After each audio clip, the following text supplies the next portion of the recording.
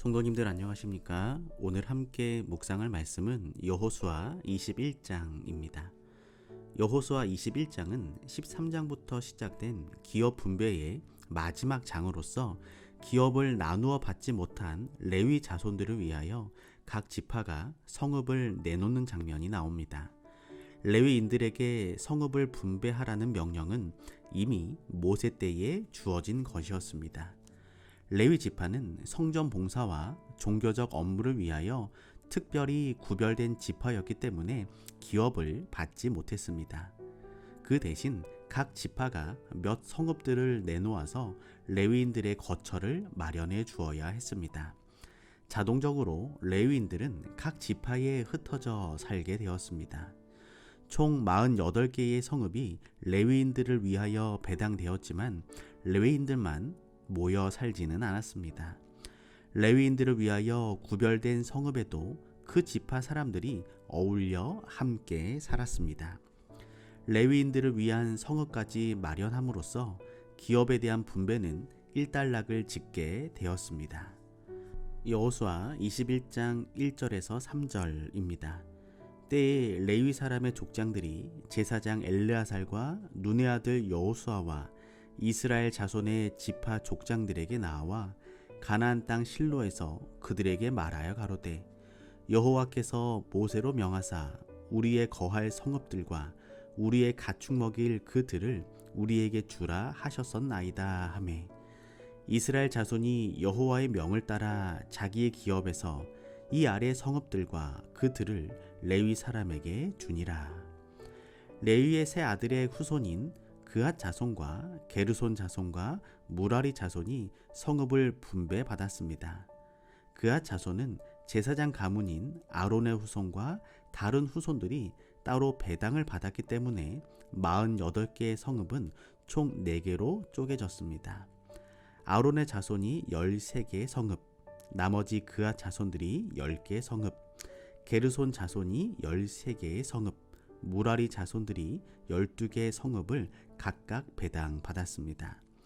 제사장들 가문인 아론 족속은 자기 몫으로 유다, 시므온, 베냐민 지파로부터 13개의 성읍을 받았습니다.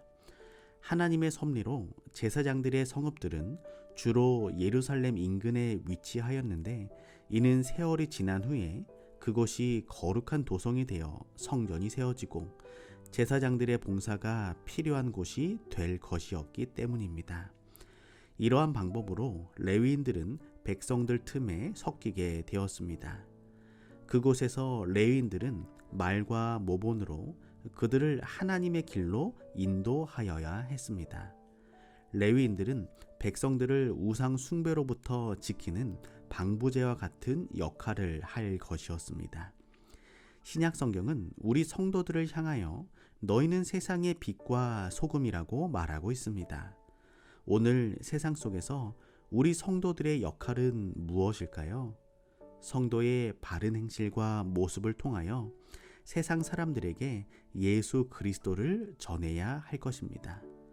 오늘 구약시대의 레위인들의 역할처럼 세상 속에서 성도의 역할을 잊지 않는 하루가 되기를 소망합니다.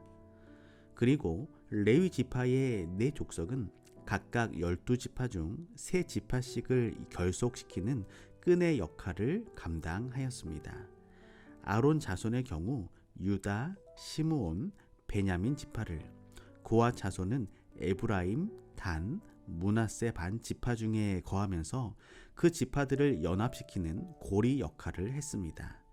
게르손 자손의 경우 요단 양편을 결속시키는 역할을 했는데 요단 서편의 3지파와 동편 반 지파를 함께 연합시켰습니다. 무라리 자손은 요단 동편의 2지파와 서편의 1지파를 연결하여 이스라엘 영토의 남동부와 북부를 연결하는 데 기여했습니다. 이렇게 하여 그들은 하나님 안에서 함께 성장하도록 모두 밀착되어 있었습니다.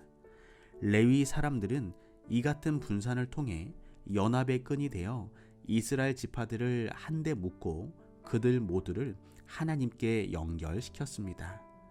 레위인들은 자신들에게 부여된 종교적인 직무를 수행하지 않을 때에는 젊은이들의 교사, 율법의 낭독자, 필사자, 해설자로 활동했습니다.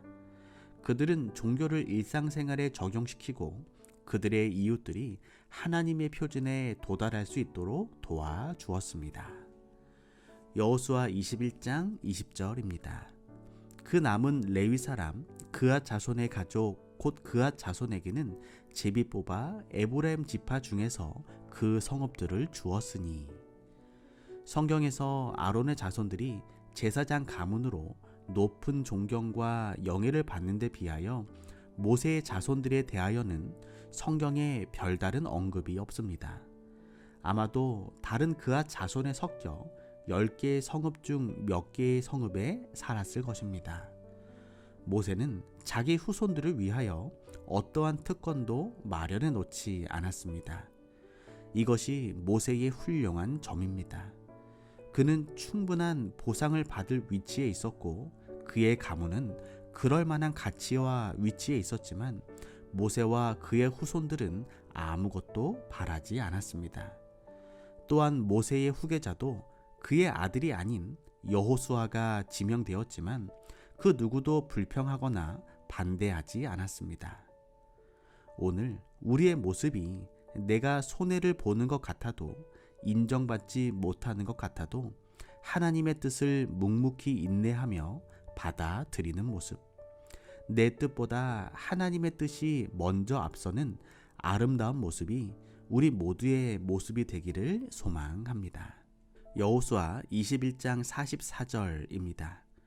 여호와께서 그들의 사방에 안식을 주셨으되 그 열조에게 맹세하신 대로 하셨으므로 그 모든 대적이 그들을 당한 자가 하나도 없었으니 이는 여호와께서 그들의 모든 대적을 그들의 손에 붙이셨음이라.